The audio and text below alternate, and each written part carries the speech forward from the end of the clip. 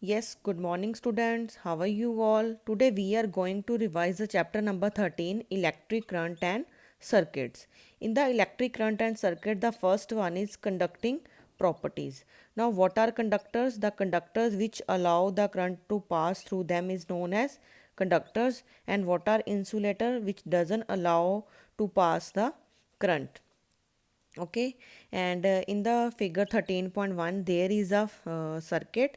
Here we have a cell.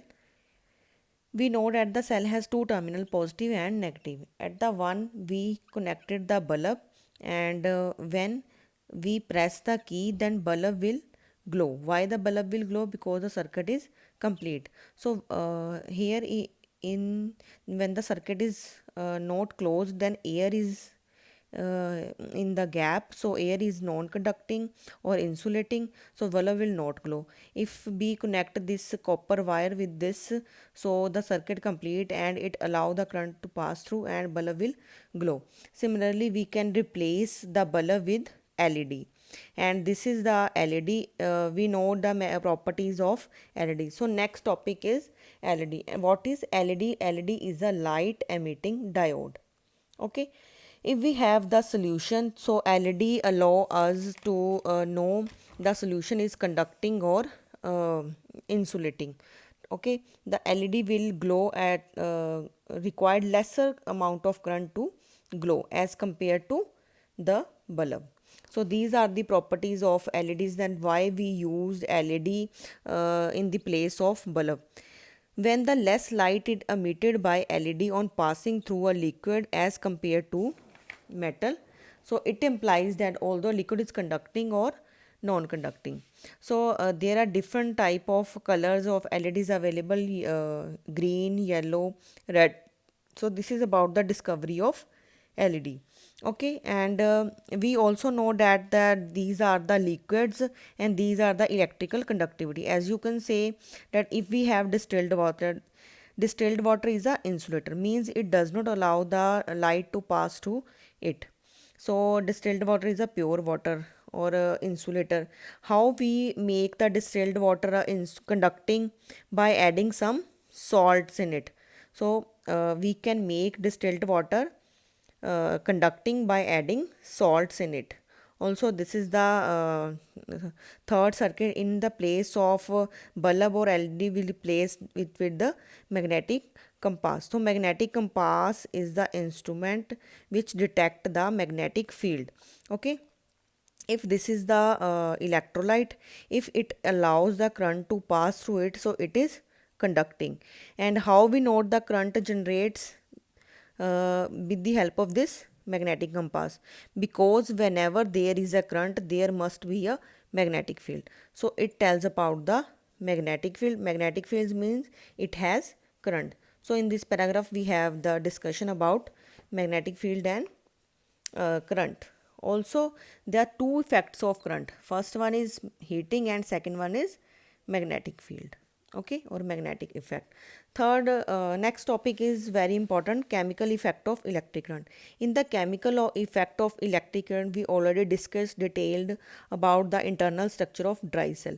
Dry cell, what is dry cell? Dry cell is also known as primary cell or chemical cell.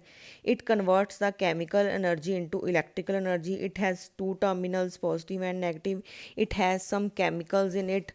So I'll draw the this easy diagram of this internal structure of cell.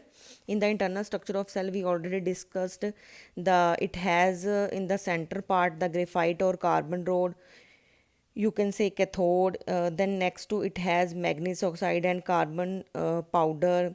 At the then it has a paste of ammonium chloride and zinc chloride. Upper it has a metal cap, then it has a pitch. Then the outer it has zinc container which act as a anode, and carbon rod or graphite rod act as a cathode. So this is the internal structure of dry cell, and this is a very important process takes place in dry cell. At the anode we already discussed oxidation takes place, how the zinc release two electron. Then at cathode, manganese and this ammonia reacts to form this product, and when we combine these two reactions overall product is this. Okay, So this is the chemical reaction takes place in the dry cell. Also, this complex is formed. We know that this complex is not so stable, so it reacts with the this ammonia and zinc, so it forms this complex. So this is stable. Also, we have the next topic, this one. The resulting effect of electrolysis is called chemical effects of electric current. Electrolysis can produce the following chemical effects. These are the following chemical effects that can be produced by chemical effect. First one is emission of gas from salt solution, production of heat. These are the changes or effects takes with the help of chemical effect of electric current.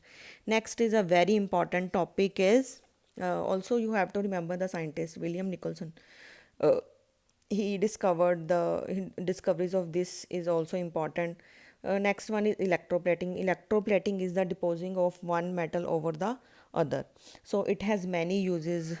uh, for example, shiny chromium coated metal plates or straps fixed with this. These are the uses of electroplating. I think 9 uses are there in the book. Then there is an experiment to deposit a copper on a brass key. What we have to do? We have to do that.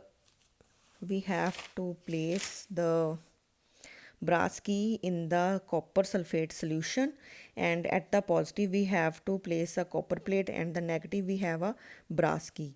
Whenever a current voltage of 9 volt passes through the circuit, the copper start depositing on brass key, and the brass key will acquire the copper over it. Why we deposit copper or a brass key? Because the copper toward itself, because copper deposit on the brass key is always connected to negative terminal. Okay, the complete process of coating a metal copper on another metal brass is known as process of electrolyting. Okay, next we have the uses of electroplating. Okay, the disposal of used, how we have to dispose the used electrolyte. Okay, there is also example of a silver spoon. We have to deposit a silver on a steel spoon. So these are the about the revision of the chapter.